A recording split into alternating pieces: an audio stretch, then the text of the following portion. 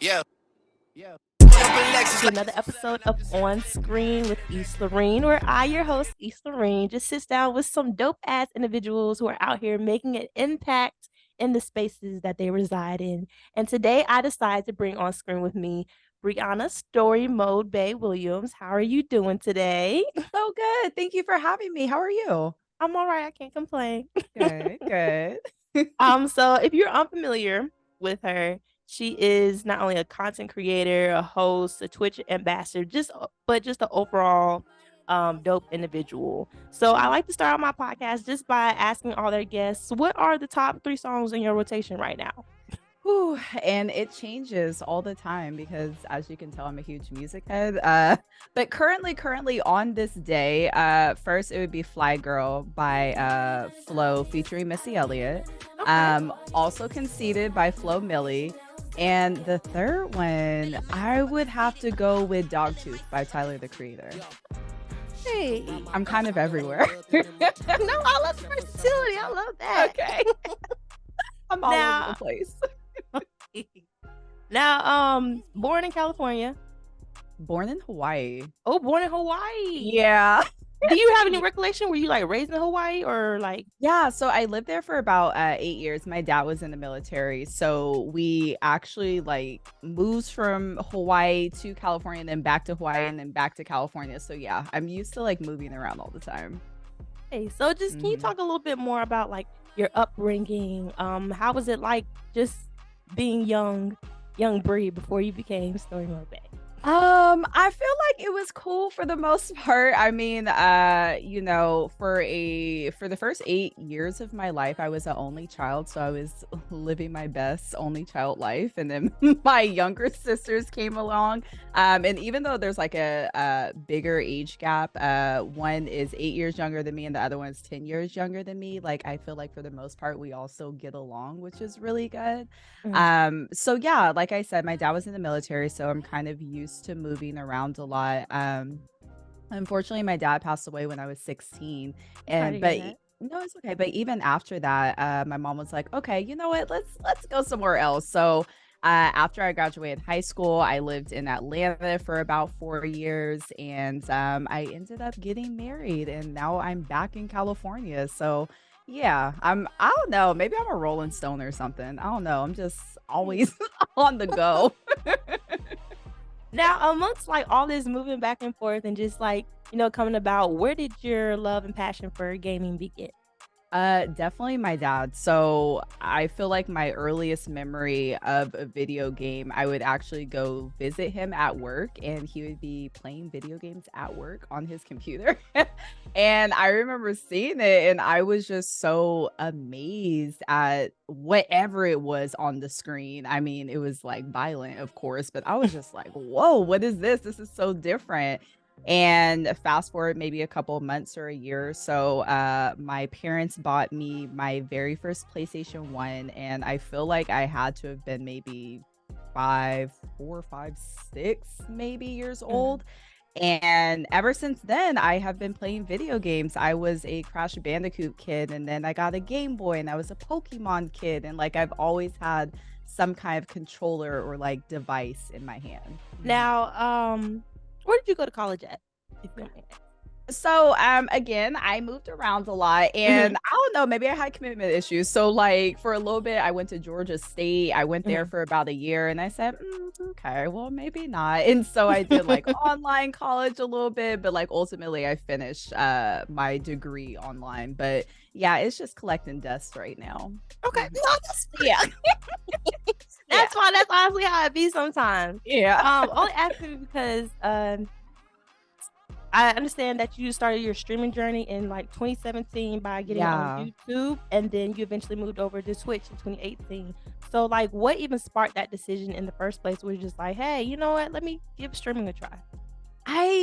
I don't even know. Like I have always been familiar with YouTube, of course. Like I coined myself to be very much a millennial and like a kid of the internet. Like I love almost all parts of the internet. So when I play games, naturally, I kind of suck at games. Like I'm not the best. I just play them because I enjoy them. But I would always be lost in a video game. So I would go on YouTube and I would look at people's they're called like let's plays or walkthroughs, and it's basically someone playing the game. And I would figure out like how to get out of a certain level or area. And the more that I started watching them, I was like, huh. I didn't even know you could do that. Like, I didn't even know that was a thing. So I started doing it, just as a cool little hobby, just seeing, what happened from it. And the more I did it, the more I fell in love with it. And it got to the point where I got my degree in teaching. Mhm. And it got to the point where I was doing my student teaching, which was like 8 a.m. to 3 p.m. Monday through Friday. And I was like, oh, I can't wait to go home and stream. So I would like eat real quick and do like a 2-hour stream and then get my lesson plans together for the next day and then go to sleep and wake up and repeat and do it over again. At the same time, I was working at a restaurant as a server. So like I would get off work at like 11 p.m. and be like, okay, well, I'm gonna go home and start a stream up. And I was really looking forward to it. And so yeah, the more that I did it, I don't know, it was just something that was pulling me in that lane and in that area. Like I feel like I should explore this a little bit more. So at what point did you decide, like, hey, I'm gonna pursue my passion full time? Because I feel like, kind of that's kind of the struggle with some creatives is like, hey, I need to put food on the table, but at the same time, it's like, this is what I'm really passionate about. So like, were you kind of battling with that at that time? And then how did you decide to Absolutely. get the courage to make that leap? Absolutely. I mean, I am first things first. I'm my own biggest critic. So it took a very long time for me to even make it click that it was a realistic dream that I could actually pursue. Like for a long time, I was like, no, I'm not doing any type of work online, the internet. Like it's very much here today, gone tomorrow. Like I was petrified of that. Even though I really, really loved it, I was also still trying to be, realistic about it.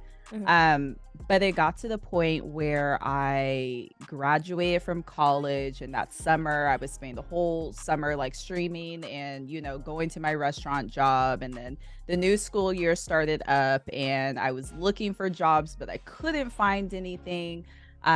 Teachers at the school that I was student teaching at, they're like, hey, do you want to come in and sub? And I'm like, not really. Like, and so it just finally reached a point where it's like, I don't think I want to teach anymore, which was kind of a blow to myself because I've been spending so many years, actively being like, yeah, I want to be a teacher. I've wanted to do this since 5th grade, and finally reaching the point where I realized that my heart's not in it anymore was Mhm. kind of like, but my degree is collecting dust. It was tough.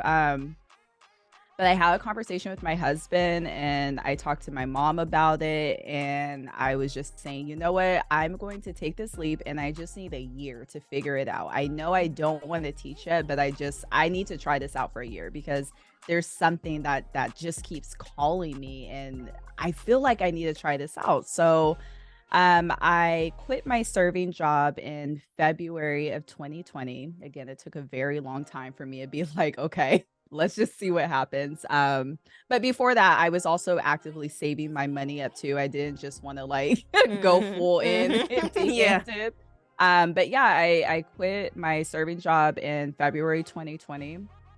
That same month, I was offered to host a show on Twitch, the very first time ever hosting, and I was like, "Okay, that's something." Mhm. The next month, the pandemic started, and my coworkers at my previous job were like, "Hey, they're starting to lay people off," and I'm like, "Okay, so now I can't go back to that." So now, like, I really have to figure it out, Yeah. and I don't know. I feel like my streaming journey is like bittersweet almost because it really started taking off the moment the pandemic happened. Mhm. But I was also able to just really lock in and do it. And yeah, that same year, I mean, I was streaming more actively. I was doing more hosting jobs for the first time more actively. And yeah, it just kind of took off and I'm still doing it, thankfully. Now we're gonna take a brief intermission. I just want to play a little game. I try to do a game with each one of Ooh, my okay. guests. Okay. I'm here for it. So, this game is called Biggest Hater. Okay, so we're just gonna get 2 topics. I'm gonna just like present some options and just say which one you hate the most. Oh, okay. I can do that. Yeah. Okay. Twitter or Facebook? Facebook. Why? Which is tough because I don't really like Twitter too much either. I haven't been on Facebook in years. I will be getting back on my account so I could get that settlement claim, but then I'm gonna deactivate I know that's right. I know that's right. But Facebook is just like a little toxic place. I don't know. It's for families, but it's also like that other part of the internet that's like, I need y'all to keep up. Like, I need y'all to get with the program. So yeah. Facebook for me. Not gonna lie, I feel that. But at the same time, some of the funniest memes be coming from Facebook. True, that's true. Yeah. But at the same time, like Twitter, everybody be giving their unsolicited opinion. Like, everybody takes shit too seriously. So I be like, damn, y'all is strict. But the think pieces, I'm like, dang, again. It's 6 a.m. Okay. Okay, so pineapples on pizza or cold pizza? Which one do I hate? The most. Cold pizza. I love pineapple pizza. I lived in Hawaii. Like, I gotta have pineapple pizza. Like, to this day, I gotta have pineapple pizza. Makes sense. Not gonna lie, if it's just a regular Domino's Pizza Hut pizza and just throw some pineapples on it, I'm not a fan. But I had this really good pizza. It's like roasted pineapples. Ooh. I was like, I'm for this. But everything else, I can't do it. If you do it right. Okay. If you do it right, exactly. Exactly. I'm here for that. Okay, so next one, when you ban someone or when someone asks you to unban them? Oh, I don't know. Sometimes when I feel like I hate the most when someone asks me to unban them, because I feel like for the most part, it's a pretty good reason that I ban you. And then it's also like someone will say something out of pocket and then they get banned and they'll be like, oh, just kidding. It was just a joke. I didn't mean it. No, yes, you did. Yes, you did. You stay right where you at. Can you touch base on some of the challenges that you face, like entering like this whole gaming world? Because obviously it's dominated by predominantly like white males and stuff like that. So what kind of challenges did you face coming into and just starting up your platform and like building the brand that you've been able to successfully build now? How much time do you have? Girl, we got all the time in the world. I mean, I feel like one of the biggest things, you have to have a thick skin, period, when you do anything on the internet. But it's also like when you're a minority, when you're a woman, it's like you're dealing with racism, but then you're dealing with sexism too. And it's just like a combination, which is tough. It's also feeling like, I don't know, like say for instance, I did work with like a really big brand and I was so excited about it and I did a video with them and I was so gassed about it. But another thing that I learned is that sometimes you just don't read the comments for things, because I loaded up the video and the comments were just so nasty and just, oh, this brand is, you know how everybody loves to say, oh, they're going woke. Like, oh, they're so woke. They have it. I'm like, here we go. But it was just very much that. And it took away my excitement for like this really big thing that I did because people are just so nasty about it. So yeah, it's like having to have a really thick skin and just trying to stay focused in what it is that you're doing, not looking off to see, okay, well, they're doing this and they're getting all this attention, but like, why am I still struggling to do this thing? So yeah, it's a lot of that. And it's a lot of, I feel like knowing yourself and being confident in the work that you're putting out there and who you are and trying not to let all these outside voices deter you from doing what you want to do. It's hard though. Yeah. Is it like a point to where like, does it still bother you or have you been able to kind of like get over it? Reason being is because I've had the opportunity to work in social media and like curating posts and stuff like that. It's just like all this shit is fake. Like my perspective from it now is like all of this is fake because I know what can like get you click. I can know what can like, you know, get you ticked off. Like social media it's not a reality. So like but I wouldn't have ever like thought about it before. I'm like, oh my God, that person said you don't like my hair today. Like but without Mhm. having that perspective. So now that you've like, been in this for a while, do certain comments still bother you? Or have you been able to kind of like, just say, you know what, fuck that. I'm great. I don't really care. Honestly, I go through my waves. Like, I feel like sometimes I'm like, okay, yeah, I don't care about anything. I know what I'm doing, like I'm good. And then sometimes all it takes is a bad day and you read one little minimal bad comment and the whole day is just like, I can't believe they said that. Like, how could they? And I'm really bad about overthinking as it is. Okay, So me too. yeah, like sometimes I very much have to just disconnect and take a break from social media in general. I like to say on social media, I'm a private person. Again, like being a child of the internet, I feel like for the most part, I've seen how it goes and I see what happens when you start to overshare or you let people into your life too much and they just feel like they have an opinion about everything. And so with that, I just try to keep my peace of mind and the things and people that are important to me just kind of to myself. Like I don't want to share everything with y'all. Like I appreciate y'all for following me, but I feel like it's also important to still have parts of you that are just for you too. Yeah. Because if I post a picture of my mama and somebody starts talking some mess, oh, it's gonna be a Yeah, problem. it's rap. It's Drop your gonna be a address right now. problem. Right, exactly. So no, like some things I gotta keep it to myself for my own sanity. Yeah, but it's okay because if you're not a part of the Bae Brigade, it don't even matter. Like, Exactly. Exactly. If you know, you know, and if you don't, that's your bad. I don't know. not completely. What are now? Actually, no. I should have asked this in the beginning. How did you get the name Story Mode Bae? How did you come up with that name? My husband helped me actually because like for a long time I was like, do I just want to go by my name? Like, do I want to go by my nickname? So story mode comes from my love of playing story-based games. So like Mm. first person narrative based games. Like I love to play something that makes me feel something. And Bae because I think I'm a Bae. So I just I put it together, story mode Bae, and that's it. Can you also touch base on like the misconceptions I guess that there are about the gaming world? Because like as someone for me who's totally naive about it, like even just doing research for this is like different types of games. Like you said, Yeah. like character first person type of games, and it's just more stuff than like Madden or Grand Theft Auto. So what are some like misconceptions that you feel like that should be debunked about the gaming world? I feel like if you play a game, you are a gamer. Like you can be considered a gamer, period. I feel like there's a lot of people that say, no, you have to play Fortnite to be considered a gamer, or 2K, for instance. But no, like if your auntie is playing Candy Crush on her phone, like I feel like that counts too. Like she's a gamer.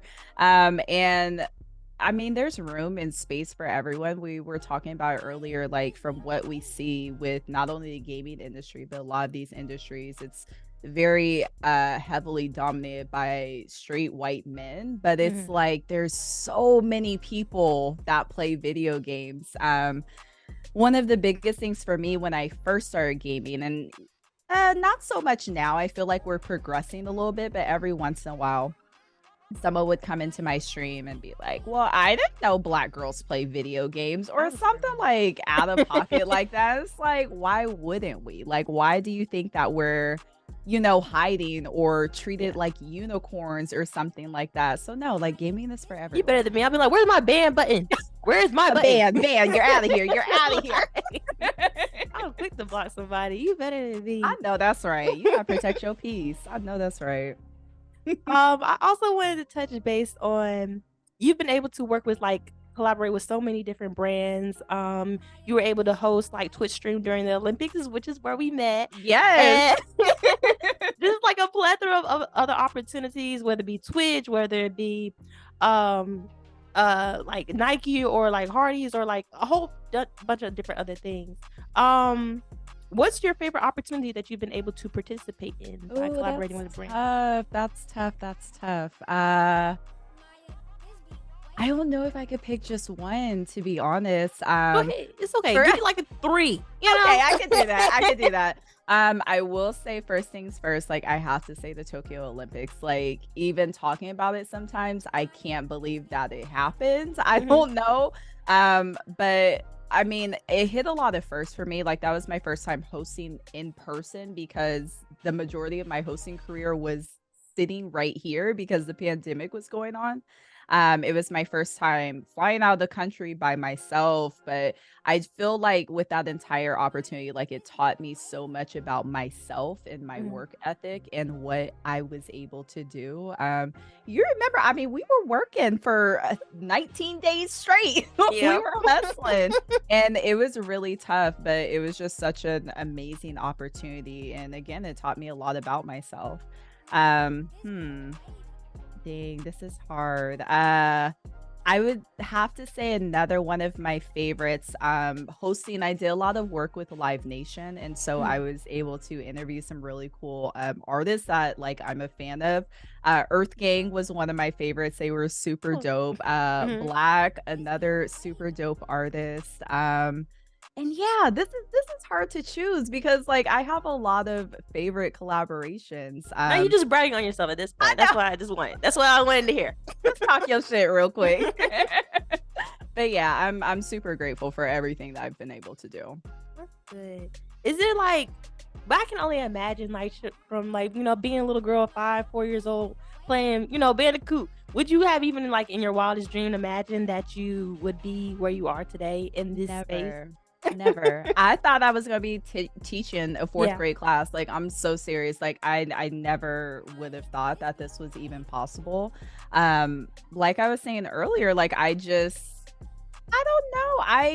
I think because I wanted to teach for so long, I didn't imagine myself doing anything else. And so like even being in this space was such a risk and such a jump for me. I'm just like taking it all in. I'm like this is wild, but I'm going to make the most of it while I'm here though. Yeah. I know you already mentioned that you don't like talk too much about personal life. Mhm. But to your comfortability, can you Yeah. also speak on the importance of having like a supportive partner? Because you mentioned like your husband Yeah. was able to help you, create your name and be able to support you through this process.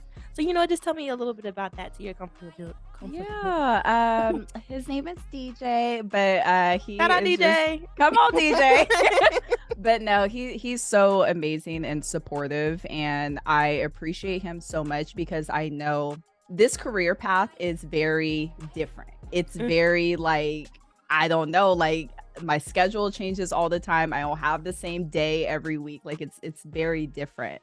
Um but he's so supportive and I also appreciate him because he's able to tell me when I'm doing too much or kind of take me out of it a little bit. I feel like with any career, sometimes it's important to have a group of people who aren't directly tied to the career mm, because you can easily just be talking about work all the time and that's not necessarily good for your brain, I feel like. So apart from DJ, I still have friends, like a good support system as well who are able to be like, "Okay, you know what? Let's do something else."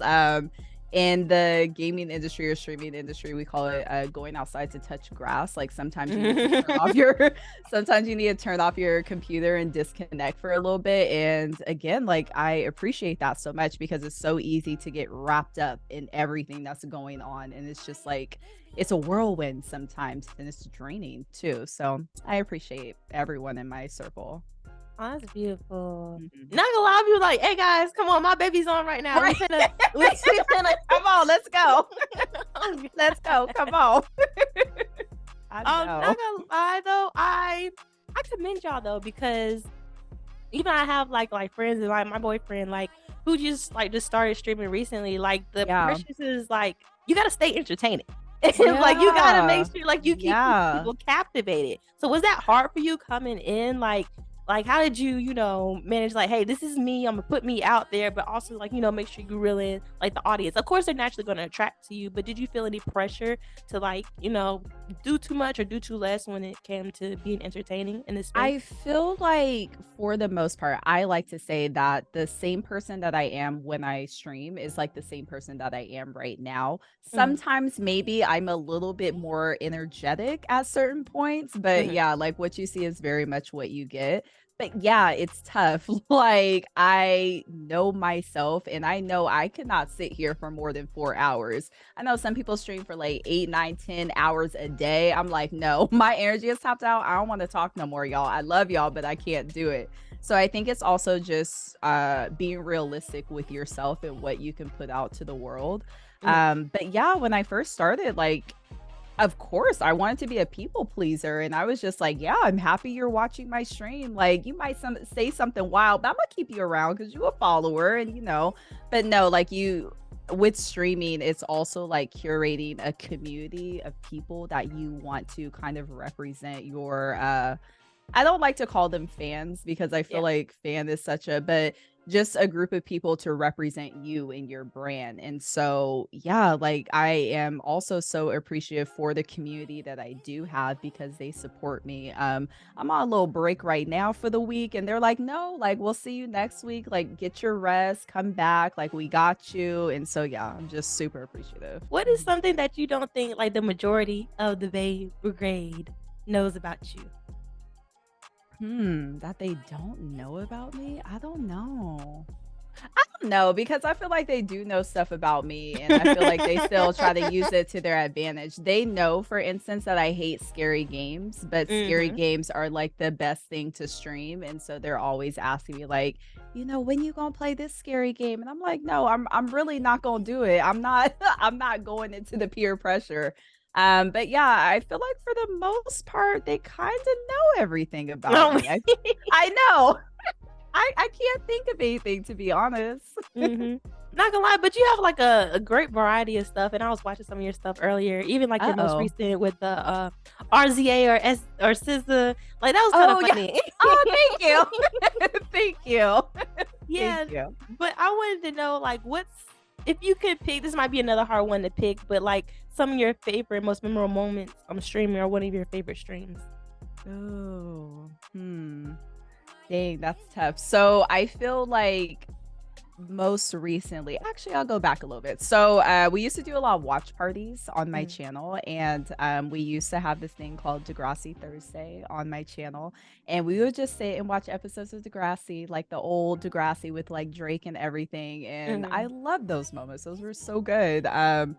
More recently, we've been doing these Bay Brigade battles where two people from the community, it's almost like our very own versus battle. Mhm. So we'll pick a theme. Like for instance, a couple weeks ago, we did Drake versus Lil Wayne.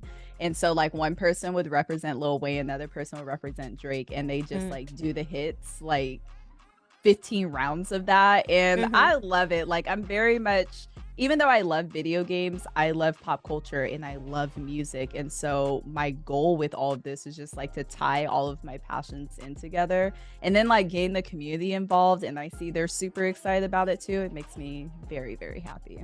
I know we already talked about like, being a black woman in this space and stuff like that. Does it kind of like give you like kind of a sense of like sisterhood to be able to like connect with other female or black female gamers in this space? For sure, absolutely. When I first started streaming, I found this group and they're very still much active. They're called Black Girl Gamers. Mm. And that's kind of how I was like, oh, there's a lot of us out here. Because when I was looking on YouTube, if you back then, if you didn't know like the right keywords, like when you search something, you got to put Black Girl after the Yeah. end of everything. Yeah. It was very much that. So I found this group and I'm like, oh my God, there's so many of us. And we were able to connect and share ideas and talk about issues that we were having, and it's like a sisterhood because you understood like, okay, she's going through that, I'm not alone, I'm also Mhm. experiencing these things. And so yeah, I am appreciative to not only be in this position but like to inspire other black women too, because I know like this is not an easy thing to do at all. But yeah, like if I could inspire anyone to do what I'm doing, like I'm all for it in any way that I can help. As you mentioned earlier, the phrase "touch grass." What is your what's some of your favorite ways to kind of like disconnect and just like Mhm. come back to yourself when you're not streaming? I am a meditation junkie. I love to meditate and do yoga. For sure, like actually going outside to touch grass. Like sometimes I just need like sun on my face or just like to Mm, get some fresh air in. Sometimes I just need to sit and like chill for a second. And strangely enough, like playing video games, like sometimes the best way to like get back to it is sitting on my couch and playing video games. Like sometimes not talking the way mhm. I'm constantly talking during the stream and just like getting back to the way that I used to play games Yeah. almost makes me realize like, oh yeah, I do really love this. This is why I'm doing this. And it kind of like strangely enough brings me back and ready to work almost. That's weird, but yeah. You know, that makes sense. 'Cause you know, they be saying like find something you're passionate about to where it never Yeah. feels like work, but at the same time, that can Mhm. get kind of strenuous too. So I Yeah, definitely understand. for sure, for Um, sure. I know you already mentioned like your family's like very supportive. How does like your mom and like your siblings like feel about like do they watch your streams and stuff? Yeah, so oh yeah, they do. And I feel like that's the hard part too, because like I'm 30, so I'm grown, so I'm gonna be cussing and stuff. But like sometimes my mom texts me and she said, "Hey, so I was watching." And I'm like, "Oh, my bad." Like, is she gonna ground me? Oh wait. But yeah, they're super supportive. I just have to remember that I am online. And so like I could talk the way I want to, but still like I want to be respectful of my mama Mhm. too. But yeah, they're super supportive. My sister and her boyfriend text me the other day after a stream. They're like, when you gonna play that game again? Like that looks so good. And I'm like, oh my God, okay. So yeah, that support really helps a lot too. What advice would you have to any up and coming young streamers that are looking to, you know, be the next story mode bae? As cliche as it always sounds, do you. Do Mhm. you be yourself. I feel like, especially with this industry, it's so easy to be someone that you're not, especially when you're looking to see what works for someone else. I feel like the issue with putting on a show and being someone that you're not, you have to keep that up because now people are coming into your channel and you're putting on this front that people like, but it's like Mhm. if you get to a point where you don't want to do that anymore, people are like, "Well, what happened?" Like, I thought that was you. So yeah, just really be yourself, but also check in with yourself too. Your mental health is so important. Like streaming is not an easy job at all. You have to wear so many hats and you have to do so many things. So it's important to also take that time for yourself and check in with yourself and make sure that you're good too. Mm. When did you feel like, "Oh, wow, like, I'm the shit," like, you know, because you have articles and, like, posting opportunities and, like, people reaching out to talk to you, so when it's like, "Oh, wow, like, this is kinda cool." Okay, so honestly, I try not to even get to that place. Mhm. And like, I feel like that's something I have to work on within myself. But like, with everything, I always want to be humble. But like, I know that's right. I feel like sometimes I'm so far on the humble side where it's like, Mhm. sometimes I don't even really like to talk about like what I do or like what I have going on because, like, I just sometimes want to let my work speak for itself. So like, yeah, like I'm doing a little something, I guess, but Girl, like I please. haven't Talk about a little something. so like, Like, yeah, I really try not to be like, yeah, I'm the shit. Like I did that. It's like, okay, you see what I'm doing, and that's enough for me. oh, man. Okay, with a little humble brag, I'll take Boop, it. boop. What's next for you? What do you have coming up? Are you working on any projects? I know you're always streaming, but like, just tell us what's next. Okay, so I am working on a couple of things that I can't share yet, but hopefully they should be out within the next couple months. I'm super excited about. But really my goal is to like, okay, I got gaming unlocked, like that's Mhm. good. But I really want to tie in like all the other things that I'm passionate about. Like even though I'm very much gaming, I want to talk about music more and like I want to talk about pop Mm. culture and like food and like all these different things that interest me. I very much have been a person where it's like I don't want to be put in one box. Like I don't, you know what I mean? Like it's Yeah, like, oh, that's StoryMode Bae. She does gaming. Like that's it. Like no, yeah. I feel like I'm so much more than that, and I want to let that show. So hopefully, the stuff that I'm working on reflects that.